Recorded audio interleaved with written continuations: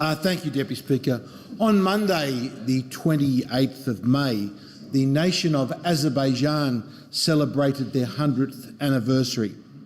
The nation first came about, that's right, back 100 years ago, in the year 1918, when it became the first secular parliamentary democracy amongst all Muslim-majority nations.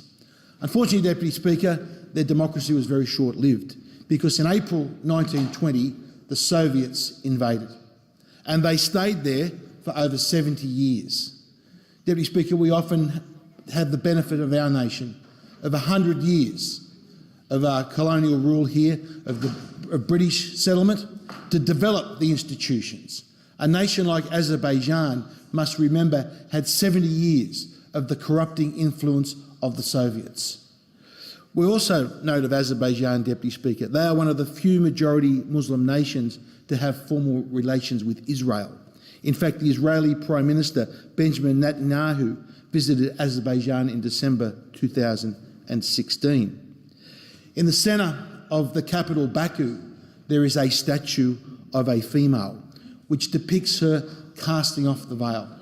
And although Azerbaijan is a majority Islamic nation, they give full rights to all women. In fact, the headscarf and the veil is banned from their schools because they try and ensure, Deputy Speaker, that they are a secular nation rather than seen as a nation of any one particular religion.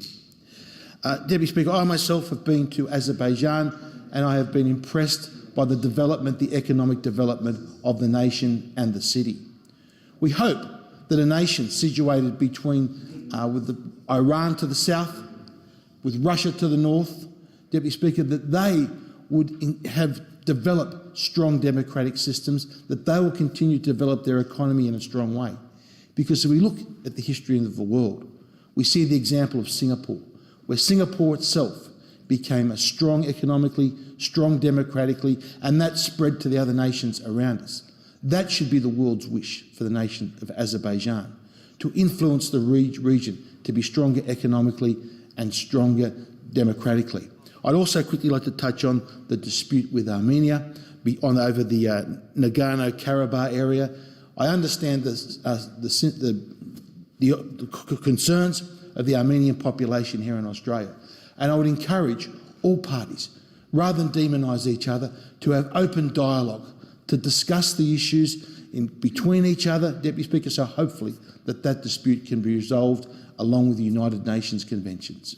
Thank the member, and I call the member for Bruce. Thank you, Deputy Speaker. I rise to speak out regarding the alarming issue of dowry and dowry-related abuse and the violence affecting women and families across the